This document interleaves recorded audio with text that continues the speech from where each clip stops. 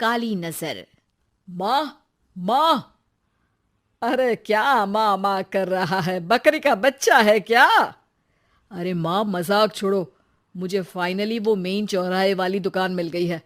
अब देखना, आपका बेटा दुगनी स्पीड से पैसा कमाएगा।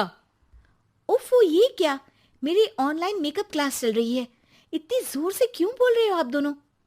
अरे मेरी धर्म पत्नी जी, मेकअप क्लास बाद में करना। वो चौराहे वाली दुकान मिल गई है हमको। अरे वाह! रुको, मैं अपनी माँ को फोन लगाकर बता देती हूँ। अरे मैं भी अपने रिश्तेदारों को बता देती हूँ। कितनी खुशी की बात है। हाँ हाँ, मैं भी अपने दोस्तों को बता देता हूँ। 1 हफ्ते बाद रजिस्ट्री है।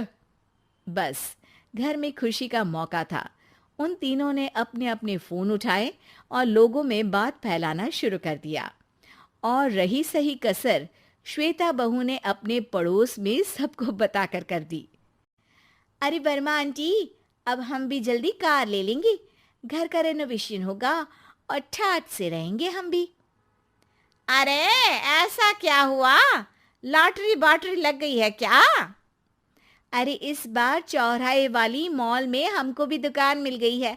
दुकान नंबर 21, जो एकदम चौराहे पर है। अब ग्राहक बढ़ेंगे तो आमदनी भी बढ़ेगी ही ना। अरे वाह, कितनी खुशी की बात है। मैं बहुत खुश हूँ तुम्हें इतना खुश देख के। बाकी एक बात कहूँ, सबको मत बताते फिरना।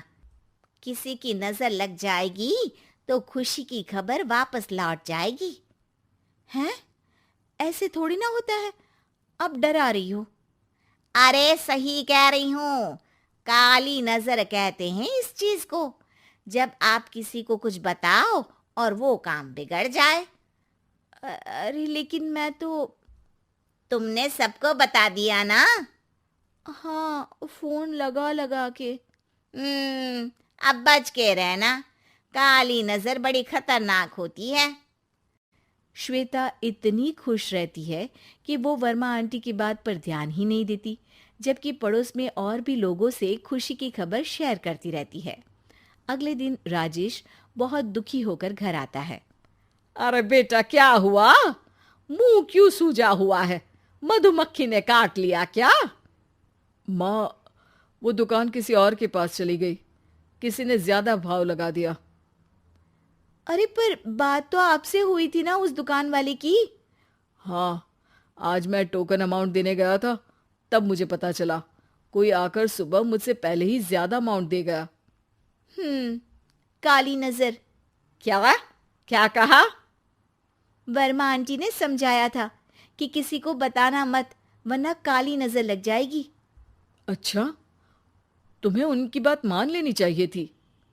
उनकी बात मान लेती, लेकिन उसके पहले ही सबको बता चुके थे ना हम तीनों। अरे अगली बार से ध्यान रखेंगे। कोई भी नई चीज होगी तो किसी को नहीं बताएंगे। तीनों कुछ दिन ऐसे ही रहते हैं, पर एक दिन श्वेता को एक मेल आता है। राजेश, मेरा ऑनलाइन मेकअप कोर्स कंप्लीट हो गया। अब मैं खुद का पार्लर खोल सकती हूँ। अरे वाह, अपने मोहल्ले में ही खोलते हैं। ये जो घर के सामने दुकान है ना, वहीं। हाँ, यहाँ सस्ती भी मिल जाएगी। अगले दिन श्वेता वर्मा आंटी के पास जाती है, मिठाई का डब्बा लेकर।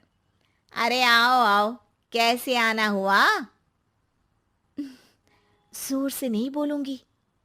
वो सामने वाली दुकान है ना, वहां मैं अपनी पार्लर की दुकान खोलने वाली हूँ। उसकी मिठाई है।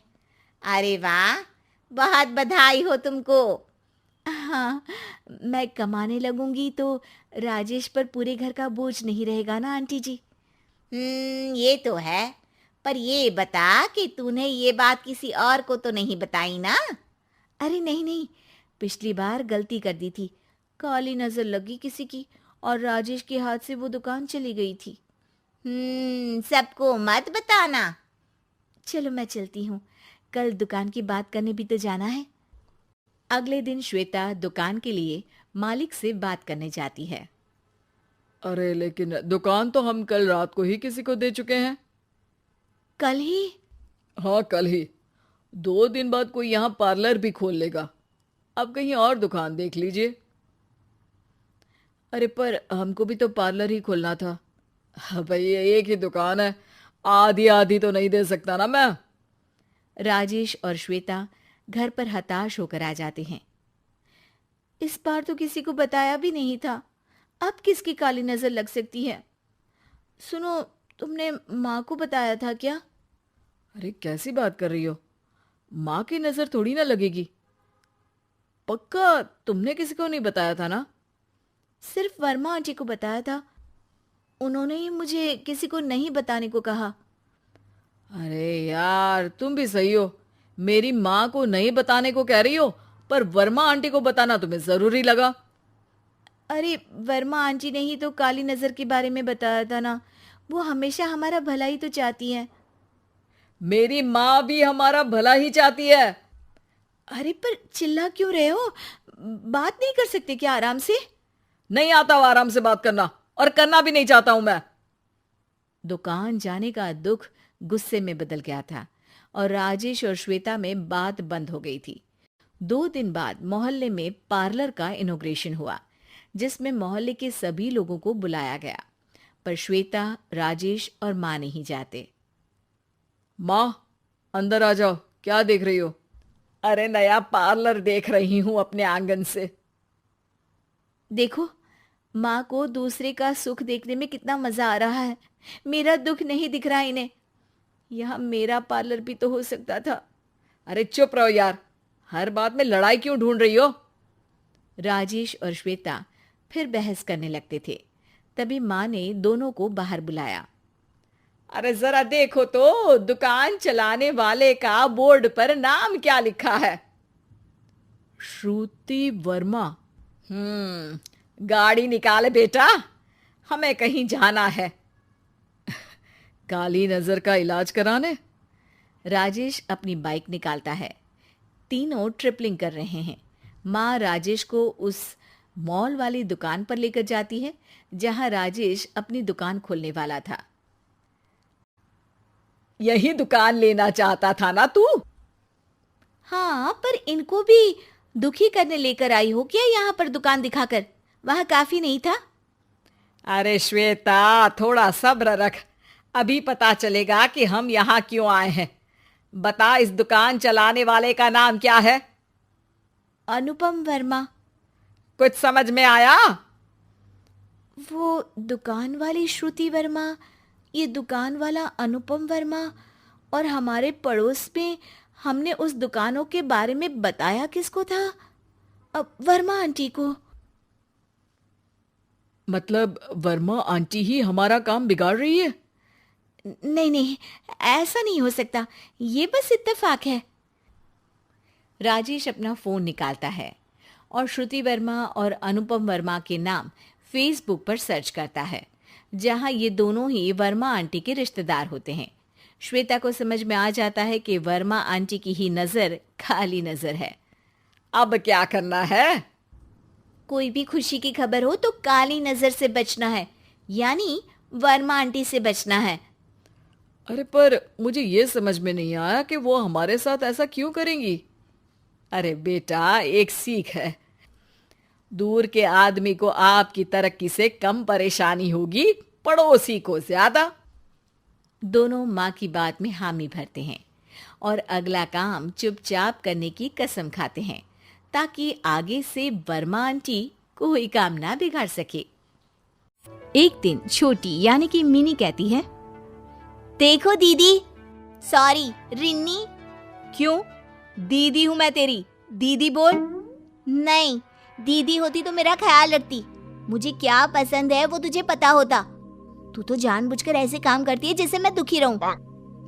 कैसी बात करती है मिन्नी, मैं तो उल्टा हमेशा ये चाहती हूँ कि तू सही चले, तेरा कोई नुकसान ना हो। तुझे भले लगता हो कि दीदी जो बोल रही है वो गलत है, लेकिन आगे जाकर तुझे पता चलेगा कि मैं सही बोलती हूँ। क्या सही बोलती है? हाँ, राहुल कितना अच्छा लड़का है, मुझे कितना प्यार करता है, लेकिन नहीं, तू तो बिल्कुल भी नहीं चाहती कि मैं एक अच्छे लड़के के साथ रहूं। तभी माँ वहां आ जाती है। क्या हो रहा है? रिन्नी, चल रसोई में खाना बनाने में मदद कर। मिन्नी, तू पूरे घर की सफाई कर। हाँ, ताकि सारा कचरा मेरे चेहरे पर गिरे और मेरा चेहरा खराब हो जाए। माँ, मैं तेरे साथ किचन में चलूंगी। रिन्नी माँ को इशारा करके मिन्नी की बात मान लेने को कहती है। अगले दिन घर की घंटी बजती है। अरे राहुल, क्या काम है? कुछ चाहिए क्या? मिन्नी से मिलना है मुझे। उसने मुझे बताया आपके बारे में कि आपको मैं पसंद नहीं हूँ। भाई क्या दिक्कत है आपको? हाँ, देखो राहुल, मिन्नी अभी पढ़ाई कर रही है। अभी उसकी उम्र करियर बनाने की है। हाँ तो मैं कौन सा उसकी किताब छीन रहा हूँ? मैं अभी तो पढ़ ही रहा हूँ ना उसके साथ। देखो राहुल, तुम भी अपनी पढ़ाई पर ध्यान दो और मिन्नी से दूर ही रहना। तभी वहाँ मिन्नी आ जाती है। हाँ हाँ, जो मिन्नी को पसंद हो उससे तो उसे दूर करना ही है ना। देखो रिन्नी, मैं साफ साफ बोल देती हूँ, मेरी लाइफ से तू दूर रहा कर। तभी वहाँ पिता आ जाते हैं और वो मिन्नी को चांटा मारते हैं। देख मिन्नी, वो बड़ी बहन है तेरी। और राहुल, दोबारा देखना मत यहाँ पर, इस घर में या मिन्नी के आसपास, वरना। राहुल वहां से भाग जाता है। मिन्नी रिन्नी को घूर कर देखती है और कमरे में चली जाती है। अगले रोज। माँ, मैं कॉलेज जा रही हूँ। मैं भी चल रही हूँ, रुक। मिन्नी बहन के साथ बाहर तक तो जाती है, लेकिन बाहर राहुल खड़ा होता है। मिन्नी उसके साथ बाइक में बैठ जाती है। अच्छा रिन्नी की बच्ची, अब अपना रास्ता देख ले, मैं तो चली। चल राहुल। रिन्नी को बहुत बुरा लगता है। वो समझ नहीं पाती कि वो क्या करे, पिता को बताए या ना बताए।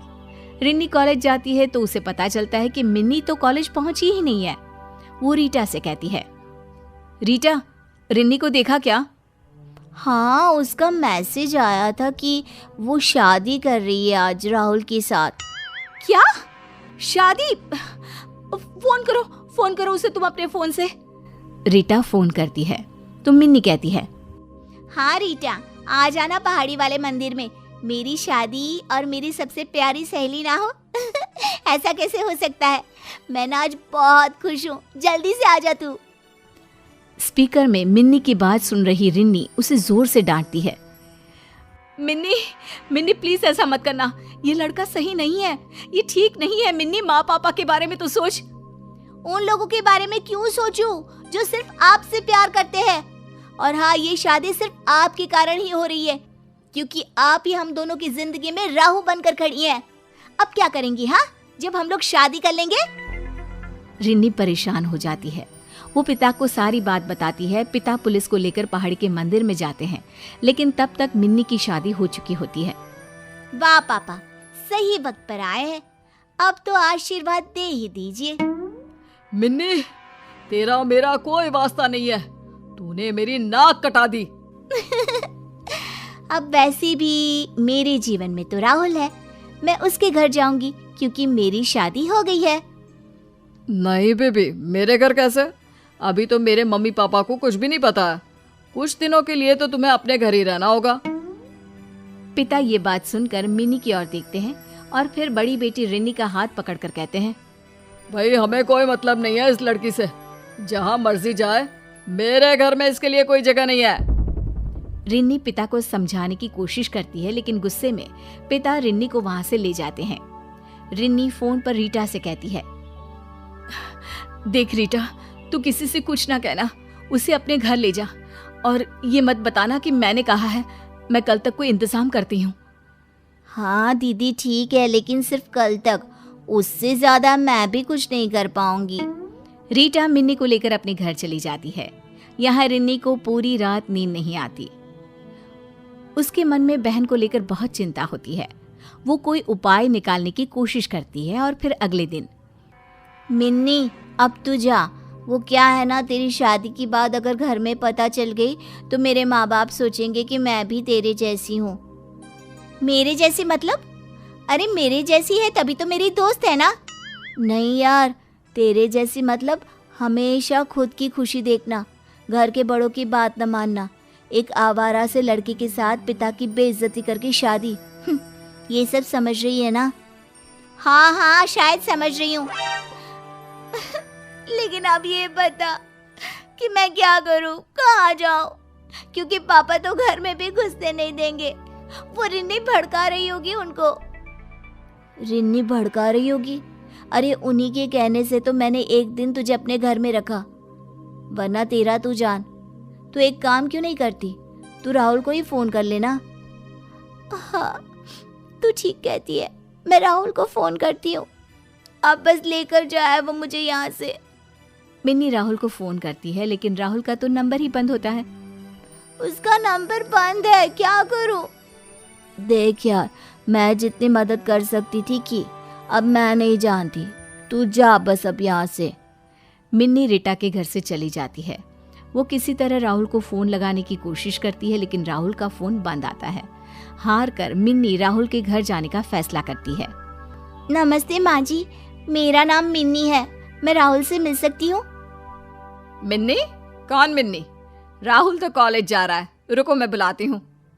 अरे मिन्नी तुम यहाँ, बोलो क्या काम है? माँ ये मेरे कॉलेज में पढ़ती है। राहुल, रीटा ने भी मुझे घर से निकाल दिया है, पापा भी नहीं रख रहे हैं, तुम माँ जी को बता दो ना, क्योंकि मेरे पास अब रहने को कोई जगह नहीं है। क्या बता दूँ, मैं समझा नहीं मिन्नी। यही कि हम दोनों ने शादी कर ली है और मैं इनकी बहू हूँ। अरे क्या बकवास कर रही है ये लड़की राहुल? माँ बकवास ही तो कर रही है, खुद तो बोला ना तूने। ए मिन्नी चल निकल यहाँ से, तेरी बहन और पापा ने मेरी जो बेइज्जती की थी उसका बदला लिया है मैंने, चल निकल। ऐसे मत बोलो राहुल, मैं खुद उन लोगों के साथ नहीं रहना चाहती। आय हाय, खुद के घर वालों की जो सगी है नहीं, हम लोगों के साथ क्या रहेगी, चल निकल यहाँ से। राहुल और उसकी माँ मिन्नी को धक्का देकर जैसे ही बाहर निकालती हैं, मिन्नी को उसके पिता थाम लेते हैं और साथ खड़ी होती है रिन्नी।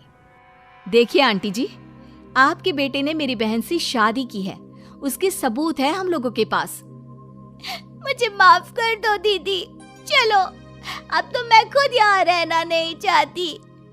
बिल्कुल मेरी बच्ची, हम चाहते थे कि तू इस राहुल की असलियत को खुद जान ले, इसलिए रिन्नी ने ही मुझे समझाया था। चल घर, और अब इस राहुल को तो पुलिस ही देखेगी। पीछे से पुलिस आती है और राहुल को पकड़कर ले जाती है। मिन्नी रिन्नी से माफी मांगकर वापस अपने परिवार में चली जाती है। तो हमें उम्मीद है कि आपको हमारी ये कहानी पसंद आई होगी। कृपया हमारे चैनल को सब्सक्राइब करें और सभी अपडेट्स के लिए बेल आइकन जरूर दबाएं। और हाँ, वीडियो लाइक और शेयर करना मत भूलिएगा। Bye bye.